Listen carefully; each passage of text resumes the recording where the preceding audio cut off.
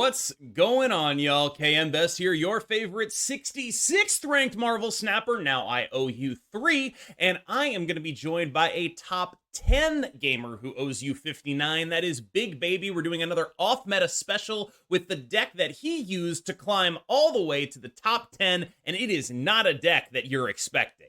I'm joined by BigBaby, who took this list to a top 10 position on the ladder and also played it to reasonable success in the Johnson Cup. And we're going to start with where he got the list, which is from actually another player. It was one of those cases of you play against a guy enough times and you're like, oh, I now know what they're doing. And we sort of reverse engineered the list, and it was very successful for you. So take me through the process of putting it together. Yeah, so we got this list. I got this list from a NA ladder player named Tommy, who's also been in the top 10. So I just want to be 100% clear. This is Tommy's deck. Tommy. Tommy, if you're watching this, come to KMBest Discord. You can come to my house. My wife will call you Poppy. My kids will call you Dad. This is yours. So be clear, Tommy's. Yep. So I played a ton of different Sentry decks this season. I love Sentry. I liked him when he was a bad card. There's another player, Gambling Prince, who's in your Discord, who made a Sentry deck, months ago when Kitty was still good, and it was like I love that list, and I've always loved Sentry. So I played a lot of Annihilus Bounce, which I still think is really good.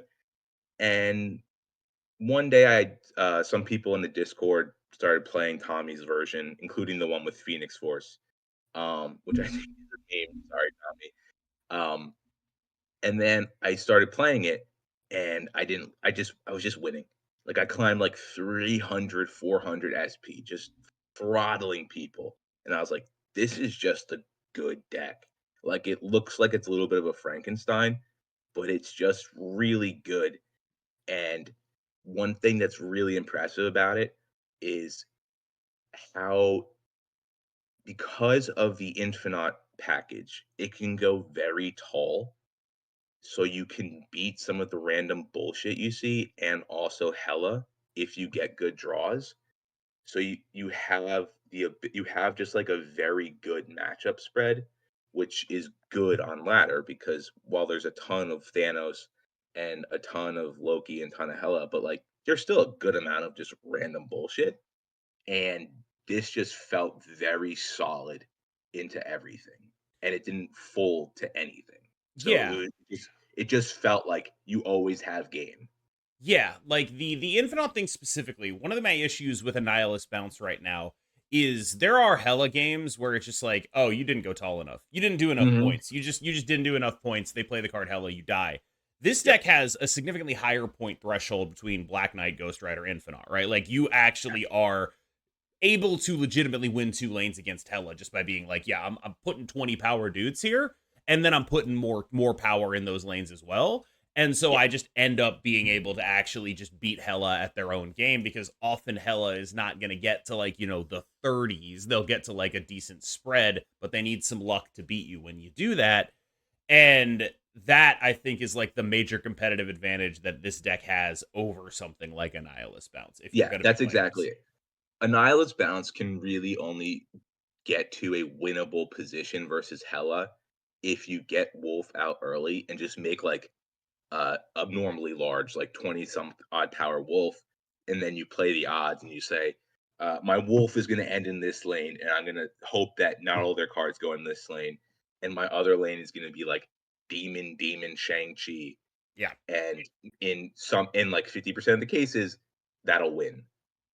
But that's still you're like it's really hard to beat like they have Hella. They are going to res 3 cards with an Annihilus Bounce unless you get the 25 power Wolf. Yeah. And so like this deck has not only, Infinite stuff, it also has like Cull Obsidian and Right. Sentry, just like 10 power dudes, right? It has Just all the big upside of Annihilus Bounce, which is like very specifically playing Sentry into Annihilus. That's like yeah, 26 power. It's very good. But it also has like, a 410, a 423, a yeah, 420. Like it has just like big numbers in it. Oh, and a Shang-Chi. yeah, exactly. So it just and like another deck, granted Annihilus Bounce isn't bad into it if it runs Enchantress, but like you'll sometimes see tribunal decks out there. And yeah, especially when they play Magic, it's like, thank you. You are letting me do the thing with my deck. You're saying, can I beat 25 points in every lane? Yeah, I can bring back 2 Infinauts. I can cram a Void and a Demon and a Hood onto your side and have a Sentry and a Cull. Like, I'm totally okay with that matchup. It is pretty important to have the Annihilus stuff for that matchup though. Like you're very much Yeah. like I need to limit your ceiling, but once I've limited Yes. the ceiling, I can end up being taller than you, right? Like Yeah. there's that, right? And there's the very just like what Heroine must feel like of sending the Void over to their Iron Man lane, Right. which hits like crack. Yeah, double drug analogy in the same sentence. All Exactly. right. Okay. So the way I look at this deck is there's two like packages, right? There's Yeah. Black Knight, Blade, Lady Sif, Infinite, Ghost Rider. That's package number 1. Package number 2 is Hood, Sentry, and Annihilus. And these are overlapped by what I would say are good cards. I guess yeah, Infinite goes in the first package, right? Yeah. But the overlap here is Zabu, right? Because Ghost Rider costs 4, Sentry costs 4, you get to overlap with Zabu. That makes sense to me. And because you're playing Zabu and 2 other 4-drops, you play Shang-Chi with it. Deck construction's making sense here. The Yeah. 2 cards that I think I have the most questions about then are the ones that don't cleanly fit into either of those packages. That is Nico Minoru and Cull Obsidian. So let's start with Nico Minoru, who strikes me as a little bit out of place. Can you tell me why she's not out of place in this deck? Yeah. One of the biggest is draw 2. Just absolutely insane with this deck because you it's not like a pure combo deck, but it has combo packages. And while you can actually kind of overlap the Ghost Riders, the Sith Ghost Rider stuff with the Sentry and Isla stuff, you really want to get like Ebony Blade Infinite stuff. So draw 2 is great on Demon, on Hood, but, like, there are times when you'll just make a call and be like, "I'm going to sack Demon." Like, yeah, you wanna play Demon, but, like, you wanna draw. Then she can do copy. She can copy Black Knight, she can copy Ebony Blade, and she can copy Shang-Chi, all of which are very strong. But copying Ebony Blade and making 2 20 power unkillable dudes is really good. So she just gives you that utility. There's also the added utility of, turning Hood into Demon, turning Blade into Demon, turning Shang into Demon, where you just want to cover your bases a little bit more. Um, I don't think she's core to the deck, but she is very useful, just in the ways that Nico is generally very useful. And I can't I mean, obviously, you could think of a replacement, but would it be like Jeff? Would it be you're not like the best Miss Marvel deck, in part because your right lane is often, 1, punted, 2, won by shoving a void down it. So, like, you don't get nearly as much out of Miss Marvel as other Zabu decks do, because very seldom are you putting 2 cards there when your plan is usually to cram the void down there, or if in case you can't clear the void, but you do have Ghost Rider Infinite, you can still make them commit to that lane, think they won it because they blocked it, and then just bring back Infinite and win that lane when they've spent like 3 turns committed to blocking the void and winning it, which is pretty devastating for them. So, so it's like you're not Miss Marvel deck, I don't think. Jeff is a good card. Okay, this could be Jeff. I don't really know what else, there's nothing that immediately comes to mind that would be a clear upgrade on her, because Okay. her upside can be so good. Like, I think there are times when it's also correct with her to, like, destroy Zabu and draw 2, depending Yeah. on what your hand is. Like, so, you know, I just don't know what a clearly better card is in this spot. The interesting thing about Nico is like you are not always interested in destroying stuff, but you're extremely interested in drawing cards 100% of the time. And there's Yeah. no like soft Nico, right? It's either Nico or nothing. There's no like, oh, well, I'll play this. It'll be like Nico, but I won't have to make the sacrifices that Nico demands of me. I won't need to Yeah, have the RNG in there. It's just like it's either Nico or Crystal, which is to say, it's either Nico or nothing, right? Like if you want to exactly. have actual draw power in your deck, you kind of have to run Nico. And her role here seems to be just like some of the time you're going to be able to use her to ease out your combo turns. And I think that is actually a very interesting point because again, this doesn't look like a combo deck, but it is. You don't want to get stuck with half of one combo and half of the other combo in your hand because that's not how you win. You win by doing one or both. Right. And it means you need all the cards. It means you need them as early as possible. And this Yeah. deck does run enough actual fodder for them that maybe it actually makes sense. Yeah. It's like, or you could have Infinite in hand, and maybe you're not going to do Ebony Blade stuff, but you sack Nico. Yeah, sorry, you use Nico to sack Sif and basically guarantee Ghost Rider. Yeah. Pretty good. Yeah. So Cull Obsidian is the other card that doesn't exactly fit the deck exactly. I remember Tommy was running Phoenix Force here. And in the course of playing it, you opted against Phoenix Force, which was basically anti-Shang tech, right? It was like, oh, Yeah. my guy got blown up. Oh no, what'll I ever do? And My guy got blown up. it sounds really stupid. It's not the worst thing I've ever seen. And Mm-hmm. Tommy got me with it more than once. Mm-hmm. And you could also do it to mitigate the downside. It's clunky, and I don't think it's worth it, which is why I took it out. But like you Nico sacrifice Zabu, draw two, res Zabu with Phoenix Force. Okay, that's actually pretty sick, right? You know, Not, you're talking me into this. it's not the dumbest thing on earth. It really isn't. People will see it and they're like, "What is he doing?" That's just it's not the dumbest deck building construction, and it has some legitimately clever uses. And in Tommy's defense, he has several different versions of this deck. And he also used to run one with Doc Ock, which everyone knows is Mm-hmm. guaranteed to pull Shang-Chi. So one time he Doc Ocked me, I Shang-Chi'd it, and I'm like, how does he win that lane? And the answer was he Phoenix Forced his Doc Ock and he won the lane. Yeah. So it's anyway, I'm not running Phoenix Force. I don't think it's optimal, but it's not as bad as people would think of it. Um, this idiot is just a 410. He's like Mr. Power Creep. Yeah. Um, and it I don't again, it's like, okay, you're a 410, you made the observation. We're running 4-1s. Very easy to play a 410 idiot. Gives you multiple threats, which kind of like, all right, the downside to running this version of a Sentry deck instead of like a Werewolf Sentry deck is a lot of times the Werewolf Sentry deck is really happy making a big werewolf and then playing a sentry on turn 6, blocking the right lane, yet moving a werewolf around. Whereas this version of the deck is much more into a proactive sentry, which makes it, a little bit of a Shang magnet. But then you give them another dumb idiot. And just like with Thanos, like they can't Shang you everywhere. They have to protect the right lane. So what Cole does is he just lets you stack up lots of threats, which is what this deck is really good at. Like they have to protect their right lane or they're going to get a void. All right, you have a 10 power dude here. You have a demon here. You have another 10 power idiot here.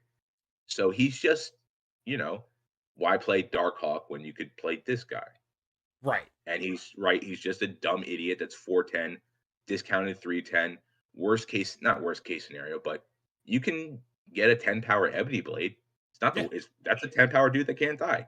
Um, and then you can bring it back with Ghost Rider. That's a 413. So, right. So he doesn't, it's like any deck with him. It's like, is there deck building consideration around him other than you play a 1-drop? No, he's just Mr. Dumb Idiot. As a fellow Mr. Dumb Idiot, I Yeah. appreciate a lot that there's a good one of those in the metagame right now. Cull Obsidian is a card I really enjoy. But yeah, he does sort of feel like it's just like, oh, well, I have an extra spot in this deck. He overlaps with my plans, kind of. So yeah, Right. I'll play a 410, right? Yeah. You swap out Cull and Mobius depending on Loki versus Thanos, right? Because like this Yeah. card is for Thanos, and then if you play him against Loki, you die because they get him and they drop him on your head for free.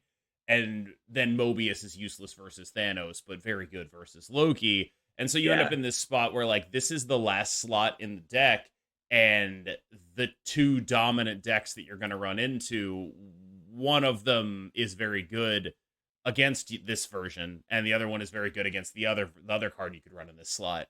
What would you do on ladder? Cull. Just 100% Cull. Thanos, because you think there's more Thanos than No, Loki. it's just because when Mobius isn't good, he is horrible.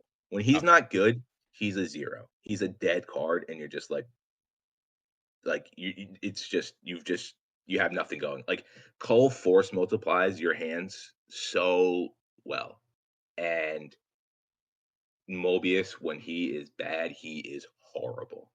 There's a reason, like, everyone's like, "Oh, Captain America, God, I wish they would buff him because he's unplayable."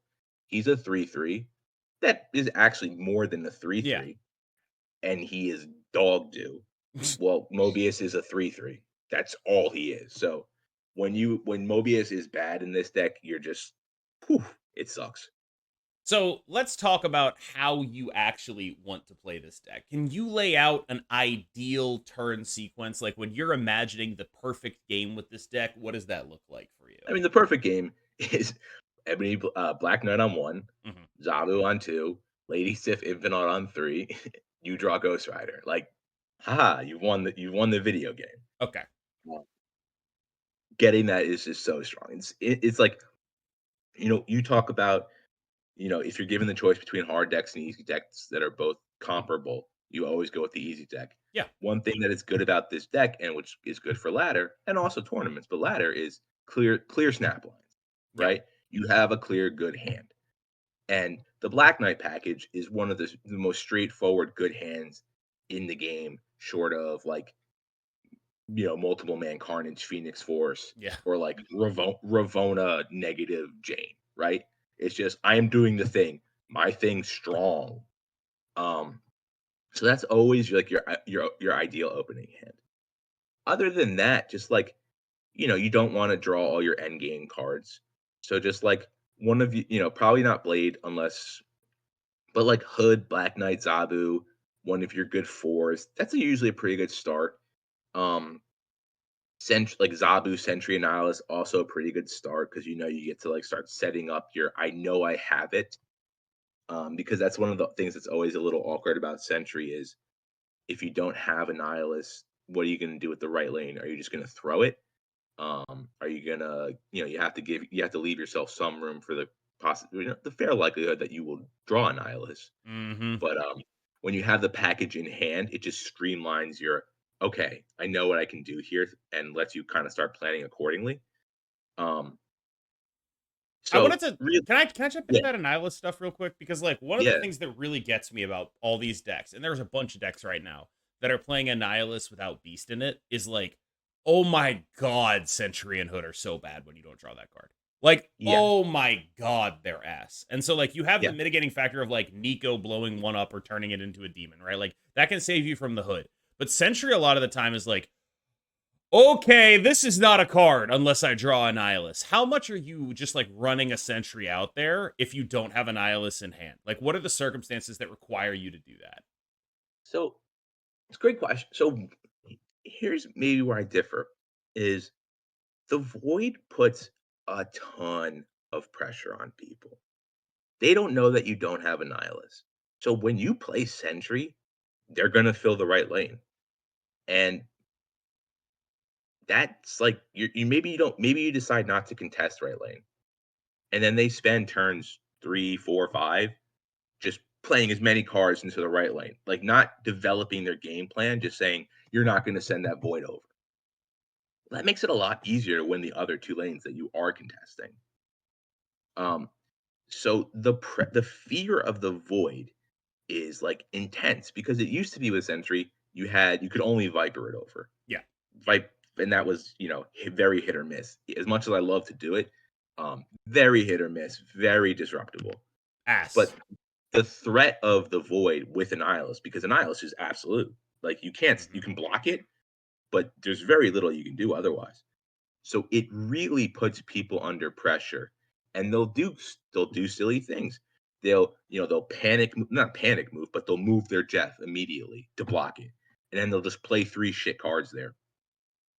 And what this deck does, and what I was able to do in the tournament a few times, is if you can sift Infinite, even Right. if you ha Yeah.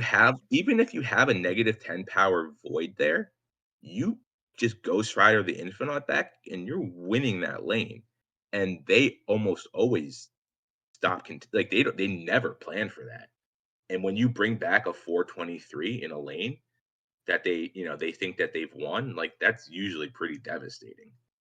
The So, other thing the other thing that sort of points out to me though is like, okay, they're spending all their time investing in that lane, right? They got to prevent yeah, the void. They got to prevent the void from going over.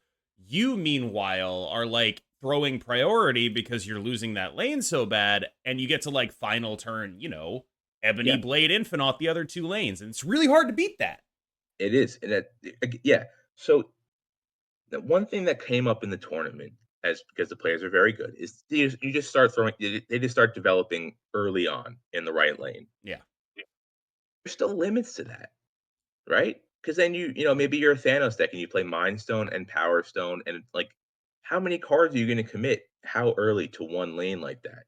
yeah, Again, I can still clear it with Annihilus. So you fill that lane with stones and I don't know, a Kyera. I can always come back and win that lane if I've had a good draw. So the problem that a lot of the other Sentry decks have is is their overall power output is pretty mid. hmm, Like, they are really, really counting on sending the void over. And a lot of those decks, when you block the void and you know what deck they are, like, you're out of cards. You have no more power.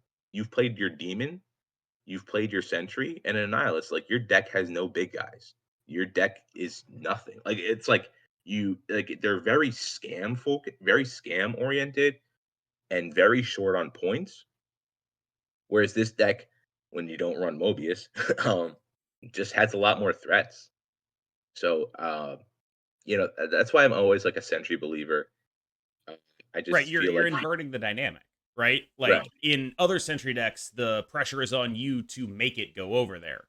In this deck, the pressure is on them to stop it in a way that still beats something big. And exactly. that's the dynamic that's being inverted here, right? Like this Yeah, is not a deck that needs to send over the void. This is a deck that is fine with a Nihilist just getting rid of the downside. exactly, exactly. Um, and then there are a lot of times where they have to choose between, like, I'm not a huge fan of putting the hood in the void lane.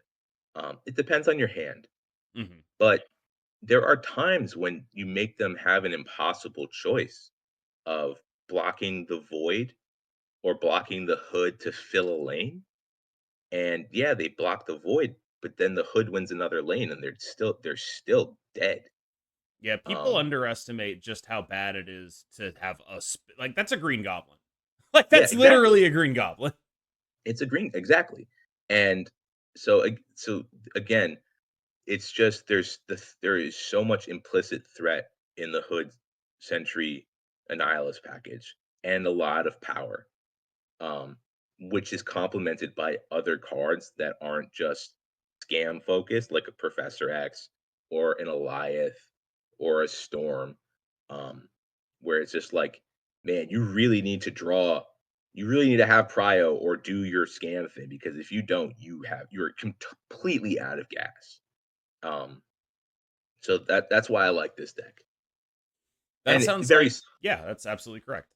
And it sounds it's very similar to Werewolf Balance, which again creates a lot of power and a lot of different threats, and doesn't necessarily need to send the void over, because again, they If commit to you the right. have the werewolf, yes. But like Or if you this deck, but if you like have a demon army and sure.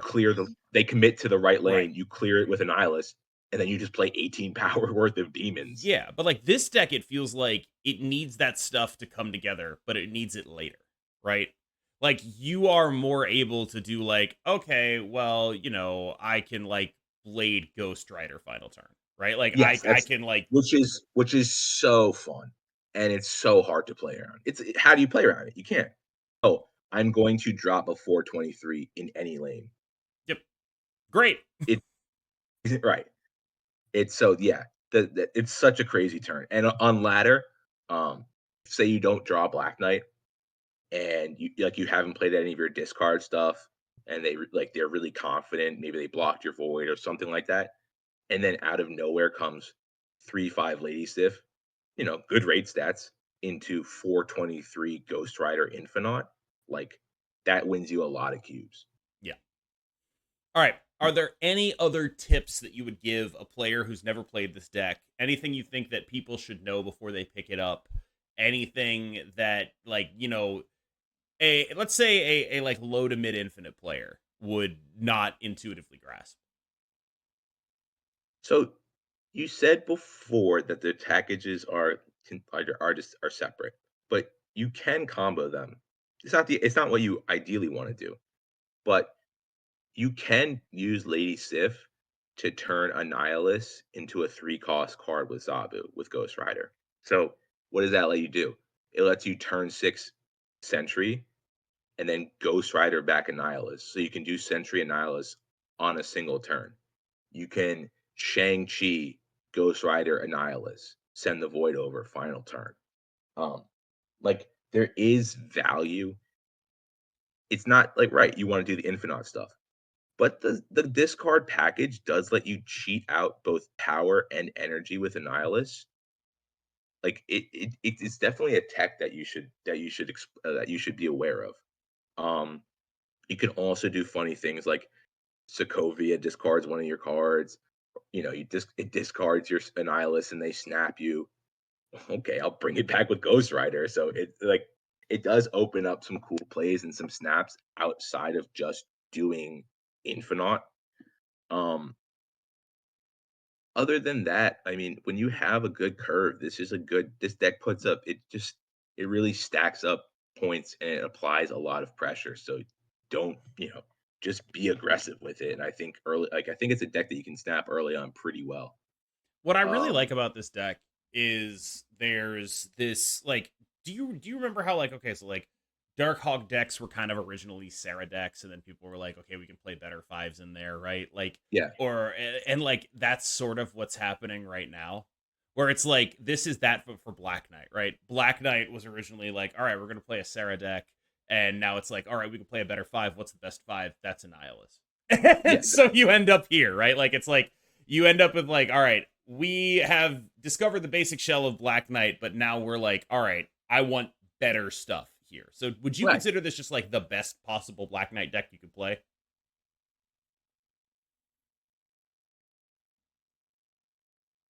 Probably because the best Zabu points package, and if you're playing a Black Knight deck that's not Hella, Yeah. you're gonna have Zabu. And I think the best well, it's either a Miss Marvel package, which is incredibly strong, Is there any consideration or for that, by the way? Because like it did occur to me not during in the this, where it's like, what not if in we? this deck You sure? because you're not I don't think so because you're trying to win the right lane with the void, right? Like you're Right, not but like, you're what if we cut Nico Cull and played Jeff Miss Marvel? yeah, I'm sure that would be fine. Those are two very good, Pretty like good those are two of cards, the right? best cards. Yeah. Very seldom are you, but like I, I I just don't know if you're using every part of Miss Marvel Yeah. because your right lane is generally not. Yeah, you know what? It's probably worth looking at. I'm not gonna lie. It's probably not worth looking at. But if you're doing the thing where you're punting the right lane, then you're playing Miss Marvel as like a Yes. 4/9, which is significantly worse. Um, and then it's like, well, I'm gonna drop an Infinite in that right lane. Do you need the 5 power from Miss Marvel? Yeah. Probably not. So, but by the same token, Jeff, Miss Marvel, two of the best cards in the game. So, how many cases are there where a deck is has adding those cards and being worse? Not many. Um, so anyway, back to like, is this the best Black Knight deck? I mean, it has the best mid-range Zabu points package because Darkhawk I don't think is very good because you're playing Yeah. like a 3/3 and a 3/3 Dude, when you it's so ass. Like you have to actually, like, the whole point of the Zabu decks is like, I don't have to play these terrible threes, and Darkhawk is like, no, dude, you do have to play these terrible like threes. I mean, Mr. Power Creep Steal Your Girl. Yes. We're at the point where Stefan's like, Darkhawk is bad. Stefan, we all thought was gonna be buried with Darkhawk. Mm-hmm. And now he's like, "Sorry, Darkhawk, you taste like hamburger. I'm gonna play a 3/8 Gladiator. I'm gonna play a 410 Cull Obsidian. I don't Mm-hmm. need your shitty support cards." And then people are gonna say in the comments, "Actually, it's very disruptive." Okay, here's what's gonna happen. Thanos is gonna play Mind Stone on one. They're gonna draw half their deck. By the time you play your little 3/3, Like, like, yes, do like you I know I'm with you. I think feel in control? No, you don't feel in control. I've got a theory about Darkhawk where it's like the lower down the ladder you are, the better it is. Like, I think Yeah. everyone in High Infinite would pretty much agree that it's never been worse than it is right now. But Mm. at the same time, it's like this very accessible giant beat stick that Yeah. like very like I feel like that a player in High Infinite is more easily able to play through the disruption, more easily Yeah, able to deal with that. or know when it's like, "Oh, no, I just gotta go." Yes. And so like I've got a theory right now that Darkhawk is like the like not necessarily the skill gatekeeper, but like he's like probably like the best card in the game below like top, I don't know, 1,000 or something. Like he's just You like he's unbelievable or something. you really don't see it. He's You just not really there. don't you He doesn't don't see exist. that deck. You don't see that deck at all. It gets And then when you so do hammered by Loki and so hammered by Thanos, and it's just like, what am I even playing this for? right. Darkhawk is good when Thanos clunks, which it has nothing to do with Darkhawk. It has Yep. everything to do with Thanos clunking. It's like, "Oh, when they finally drew Mind Stone on 3, I Black Widowed them." It's like, "Okay, what if they draw it on 1?" Like Okay, the you worst part die. of yeah, like the worst part about Thanos now for Darkhawk is like that was like the reason it existed. And now Yeah, between like just Lockjaw generally and Blob, it's just yeah, like, oh, well, you're just not gonna have any cards left in your deck, are you? Like I right. just Darkhawk's just gonna be 0 power anyway. That's cool. Right, and then it's like, "No, I'm gonna throw a priority and play Shang-Chi," and then they just play Chimera. Yeah. It's like, "Oh, It's tough. that was it was a good game plan." There was where Darkhawk had its time in the sun. I'm sure inevitably it'll come back. I don't know, maybe Copium, I don't really care. Um, I don't I know. want Like it's one of those cards where it's like I totally understand why this would be an issue at lower ranks and not one at higher ranks. Like yeah, it makes perfect sense to me because in a world where the metagame is more open, that generic disruption is way better. yeah, But in the world of top 100, everyone is playing Loki or Thanos or Hela. Everyone. yeah, And those are unwinnable. Like those are just unwinnable matchups. yeah,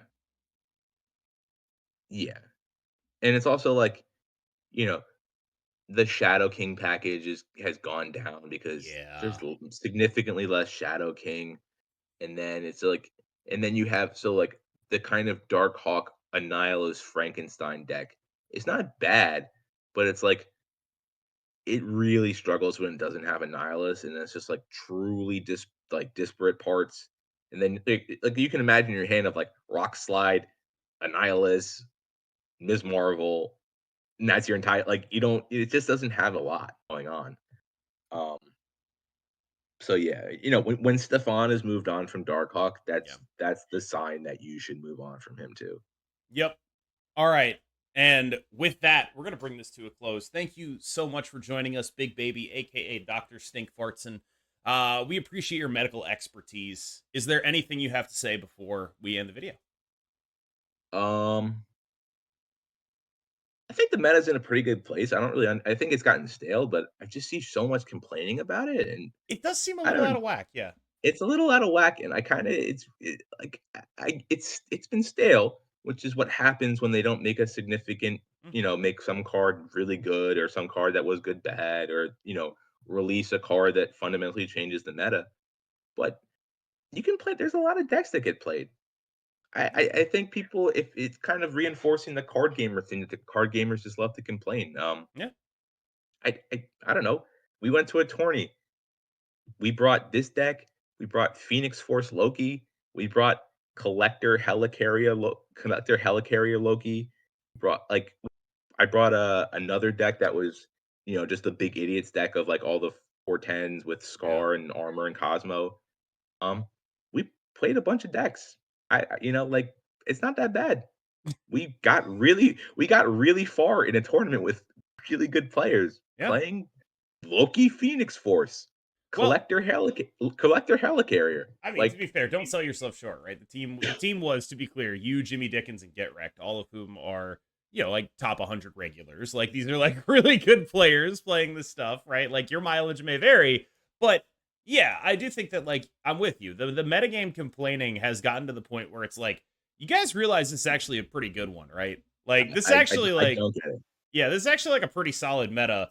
It's just nothing has changed, right? Like, and Right, it's I just get a little complaining stale. about that, but like the actual metagame is like things are moving, things are changing, things I are happening.